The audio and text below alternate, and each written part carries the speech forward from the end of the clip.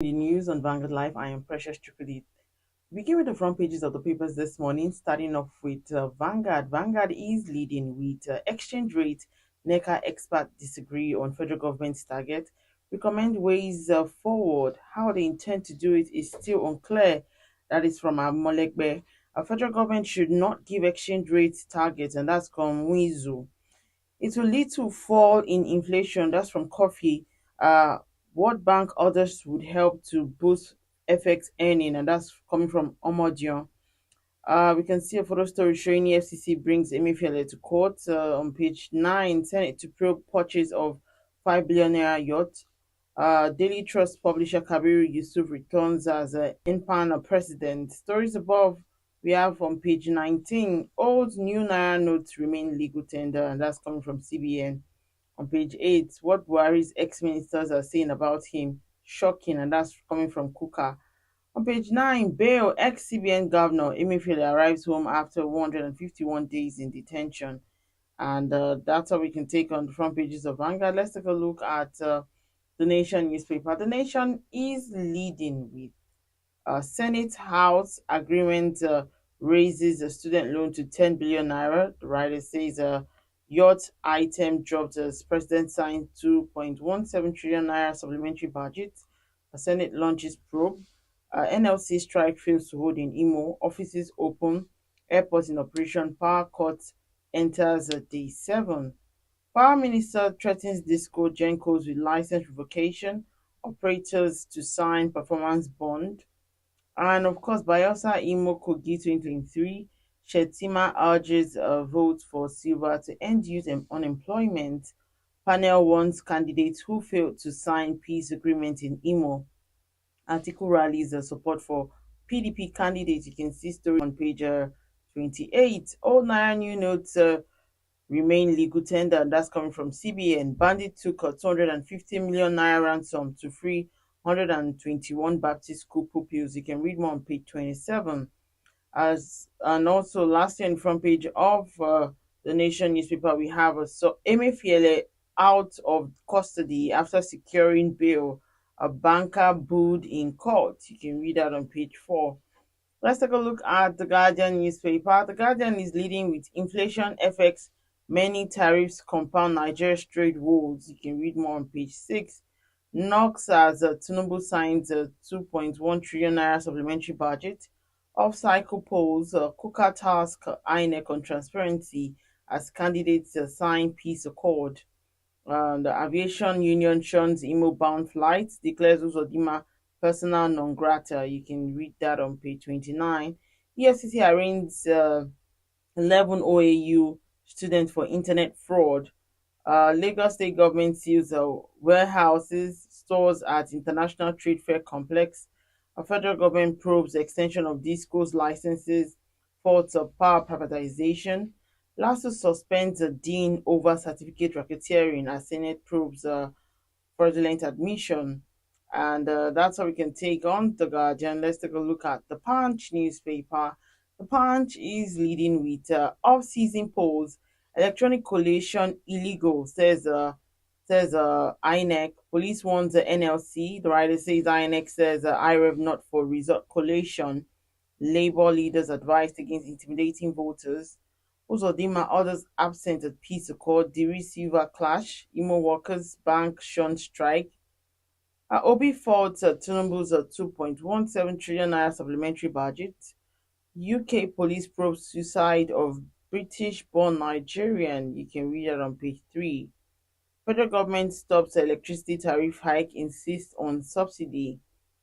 And the stories above, we have a $51 billion debt. Federal government rules dwindling revenue. Reps condemn needless loans, contracts. Government promises to block leakages. Lawmaker decries high debt servicing. You can read that on page 19. And NPAN returns Kabiru as president. Emowa joins ESCO.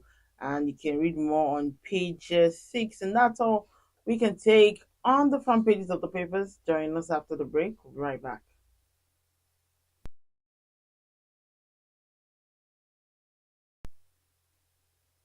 All right, welcome back. If you're just joining still today in the news on Vanguard Life, I am Precious Chukudi.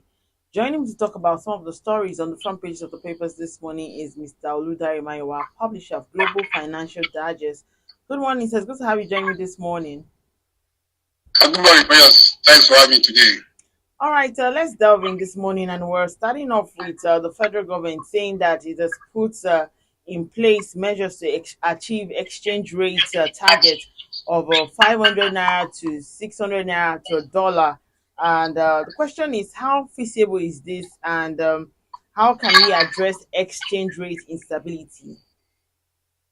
Thank you very much. First of all, I think the government they are on the right path, projecting where they want to see the naira exchange rate. And the more reasonable thing to do, the government said this way we see the naira, and as a futuristic approach to exchange rate management. But when I talk of immediate part on the market, when we examine all the parameters, we may not see that happen in the short term. When we are seeing that government is trying to encourage inflow of dollars to the system, because the only thing we can address the exchange rate fluctuation is to increase supply side. It's a matter of supplies and demand. And when there's shortage of dollars in the market, the price will go up. And it's just the same fundamental for every product. So what government is saying is right. They want to see the naira at this particular level.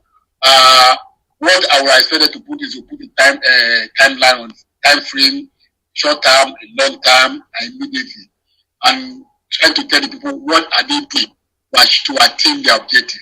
And that's what we need to see, and which we are not presently seeing. Because of now, as of today, we are not seeing a commensurate increase in dollar inflow to the country. Our heading in dollars has not dramatically improved. So how do we support the exchange rate management? That's what the government need to shoot towards. We have to see a measurable improvement in inflow. And if we are not seeing that, then the dream of achieving a stable marriage for Nigeria today. So government to really, number one, curb oil theft in Nigeria, increase the volume of output of what are exporting, and reduce our import bill. These are the only way we can and we need to restore confidence in the economy. For example, what the CBN did in last 2 weeks ago by clearing some forward contract is one of the measures to restore credibility in the system. They need to move further by probably liquidate the outstanding or limited fund for airlines, which is about 780 million. And if they're able to do some of those things, and there are many people today, they are still waiting on the free to repatriate their earning from Nigeria, for example, or the foreign investors who have earned dividend over time. They're not able to remit their money back to their country. We need to do something about some of those backlog. And these are the way to restore confidence. Because it's the confidence that people need in the market for them to be okay. But what they are seeing today is speculation. People are buying and holding because they believe that tomorrow they may not find dollar in the market. So they are buying and holding. They are buying what the dollar they need in February, in March, in June next year. So when if government restore confidence in the system, those activities will be minimized, will reduce, and we see Nigeria naira appreciating tremendously. All right, of course, there have been some recommendations from like stakeholders, like Nigerian Employers Consultative Association. Now, according to them, they said that they're advising the government to make the fiscal and monetary policy authority work in sync before dreaming of a lower exchange rate. What are your thoughts? I don't think they are not working. I think it is the stability in the system, is the coordination of policy between monetary and fiscal policy. They have been working in sync. For example, when government want to borrow, most of the borrowing are coming to accrue to our foreign reserve, or the foreign borrowing coming to the foreign reserve. Is the application of those borrowing that has impact on our system. Take for example, we are paying for yacht, what we are paying for 60 million, probably for National Assembly members. These are imported, these are materials which have foreign exchange implications. And I think these are the issues that cause the system. And I think that will probably be what they are thinking, that it should align. And how can you form alignment in such a situation when the Nigeria has been insisting that they need Prado, this economy, and they need to get foreign exchange to import some of this Prado into this country and put it in our foreign reserve. It's very difficult for you to align the policy in such a way until all of us, both at the physical level, at the monetary level, agree that due to economic hardship, and that we need to slow down our expenditure in such a manner that we won't impact on our expenditure, money taken out of the economy until that level. I think that one we need more.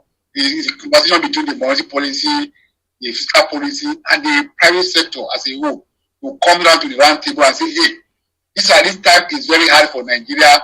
What can we do to minimize our import?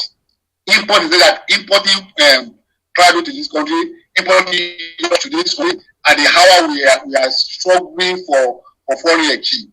And we get to that level, and importing bulletproof vehicle for the national, for the state house, where we have so many vehicles lying in the pool there. So these are conversations we need to have with the government.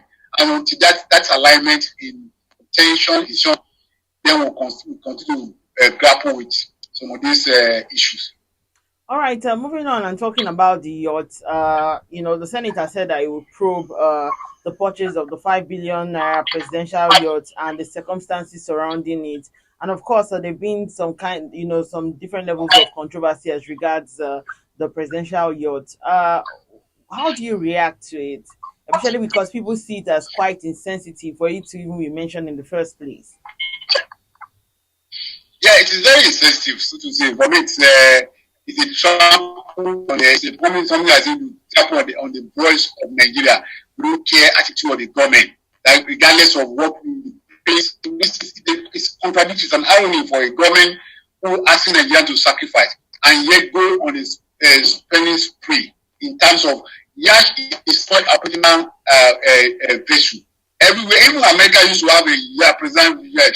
But that is and up to today, and they don't longer have it. It's a luxury vessel that people, or private people, they use as a layer.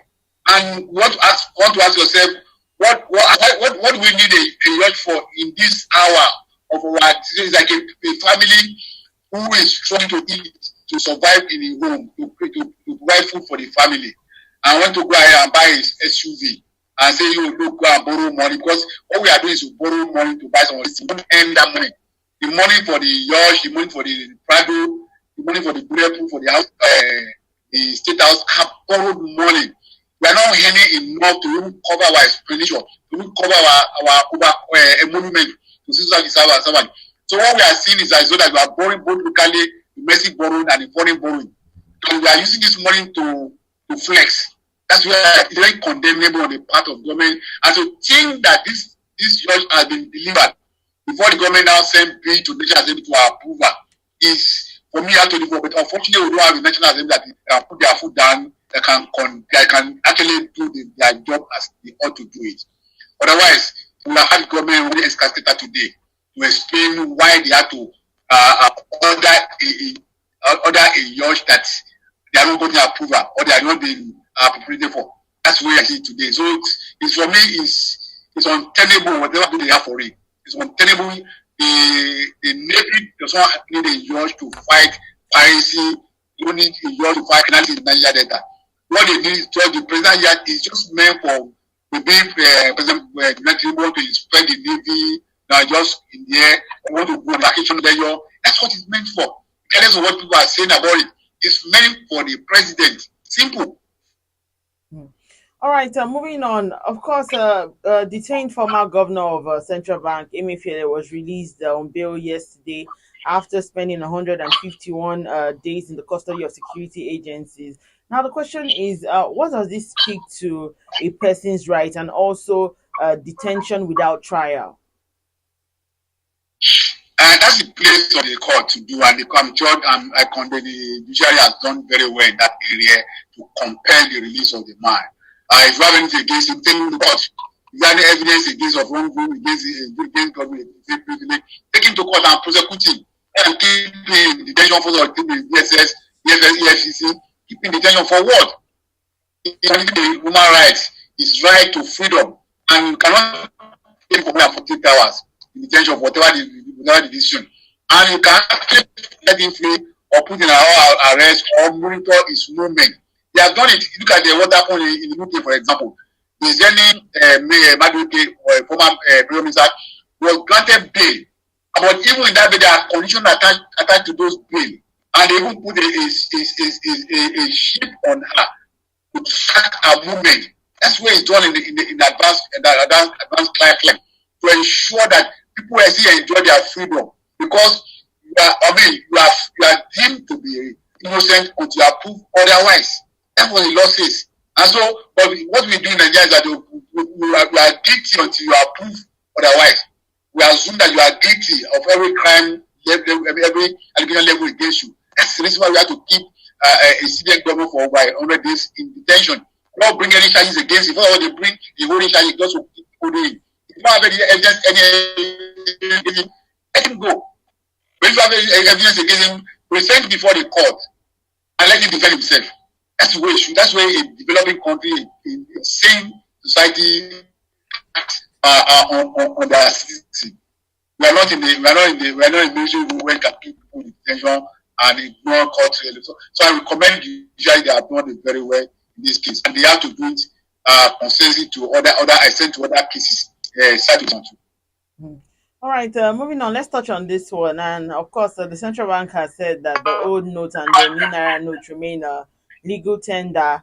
And this is coming from where, they said that some persons were already rejecting the old note as a result of, what was supposed to happen in December. But looking at where we're coming from and all the new naira policy and everything, what's your thoughts, basically?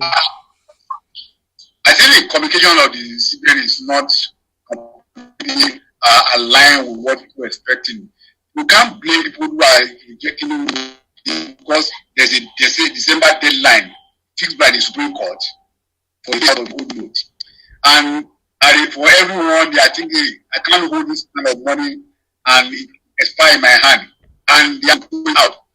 So, what is expected of the CBN is to come out with the policy statement that this money, for example, the new note and the old note, will continue to be in circulation endlessly until we phase them out. Until get to the point that we're able to supply enough of the system that we're going to record the old note. We are going to be calling them gradually. These are the communication that the CBN to make right now, and so that you can install confidence in people. You will keep people in limbo. There's no communication. There's no clarity in the direction of the CBN concerning the naira. People will act based on their instinct, based on their needs, based on what we are going through in time past. But it is the role of the CBN to tell the public that, look, regardless of December deadline, based on the Supreme Court, the CBN is saying the two naira notes are going to be on circulation pari passu until we are able to get a point to phase out the old note, and that nobody will lose any money. And people will accept regardless of what is happening. But as far as we are seeing noticing, we are noticing that December is getting nearer, and you know what means how to queue to deposit their own note in time past, and endless queue and the all manner of policies are coming that cannot deposit more than this amount of money. They will panic, and as December date approaching, they will panic and they want to reject more. So we need to restore confidence. We need to reassure the people that nothing will go wrong with their money. That's what this is to do at this time at this period of time.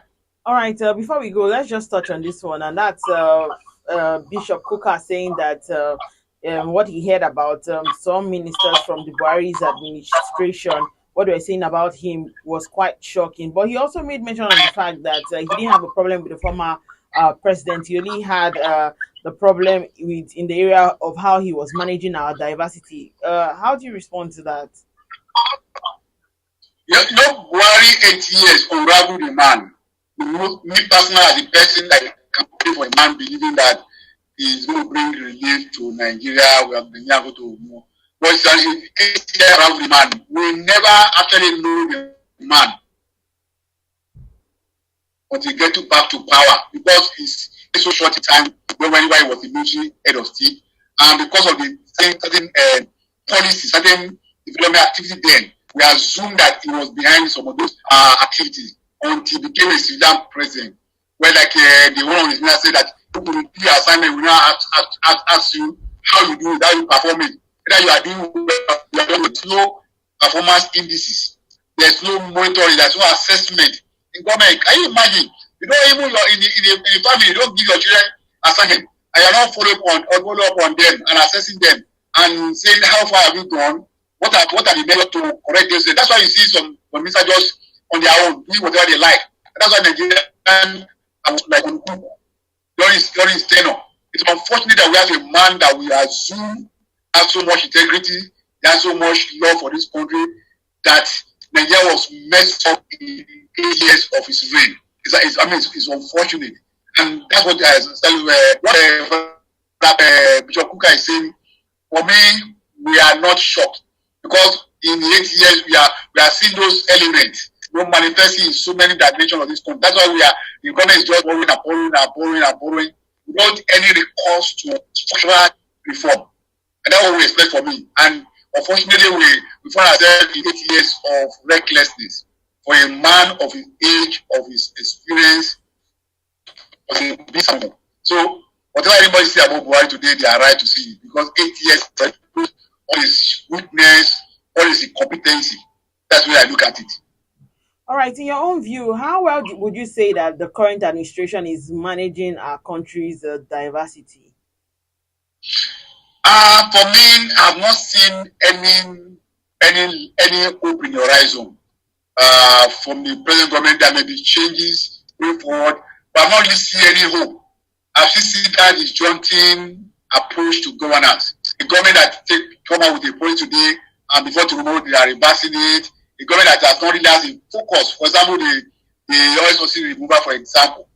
What other policy has government put in place to ensure that we don't depend solely on importation of food, for example? What policy government has put in place, for example, to ensure that the pace in the Nigerian experiences are ameliorated by certain development? We're not seeing that particular intentionality on the part of this government. For example, in terms of appointment, generally, I'm not seeing a big departure from what we experienced under Buhari, when the people of the northern extract were put in a sensitive position. But in the reverse today, that people from the southwest are being put in a sensitive position against the other people. What it means that when you say your turn in the north, you put your people there. When you turn in the south, you put your people there. That's the signal we are getting from that aspect. In terms of policy coordination, I'm not seeing a dynamic way where this government is coming with a proposed agenda, a timeline on their program of activities. For example, we are talking about a country that is broke. What has the government done to actually cut down on cost of governance? For example, we have over 50 ministers. And I wonder if we are saying we are broke and we are going through economic crisis. This is not a time for us to have over-protect cabinet. The constitution allow the president to choose one minister from each state of the federation, and it can probably have more than 40 maximum. But that's a signal to me that this government is economically that we are going through economic action. In terms of revenue collection, in terms of fighting insecurity, I'm not seeing purposefulness. That what we expect the new government to do to stamp its authority on the emphasis of Nigeria. Because what we are seeing is the appointment of stooge, or surrogates, or party member, or of compensation for people who are the government to win the election. That's what we have been seeing. We don't see a deliberate approach to governance in such a way that we see that timeline that where we are here.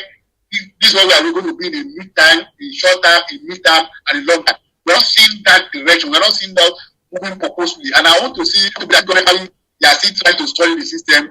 I believe that, for example, let's say buying one system Prado is insensitive to the feeling of the people. Let it do the yacht is insensitive to people. So Government need to show examples in all facets of the economy for people to follow. Otherwise, it will be a business as usual. That's my own summary of what I've seen so far with this government. All right, off-season polls. Imo, Bayelsa, and Kogi moved to the poll this Saturday. What are your expectations? For me, the major issue is that even for the past regime, off-season election have been better than the national general election because one, there is no the stakes from the president is the president want the president to win election by all means and ensure that I have more people there. And we are going to see a little bit improvement.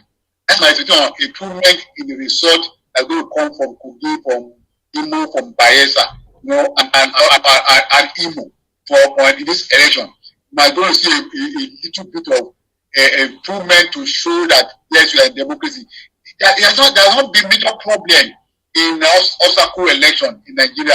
If you go by the records, what we have record is that when somebody is contesting for the presidency, if anybody is contesting for the presidency, they go for broke. They go all the way to ensure that they capture as many states that they can, so that they can improve their chances of winning. But right now, the government, the president is running on another prayer, for example. So we need a little bit ensuring that the free and fair election.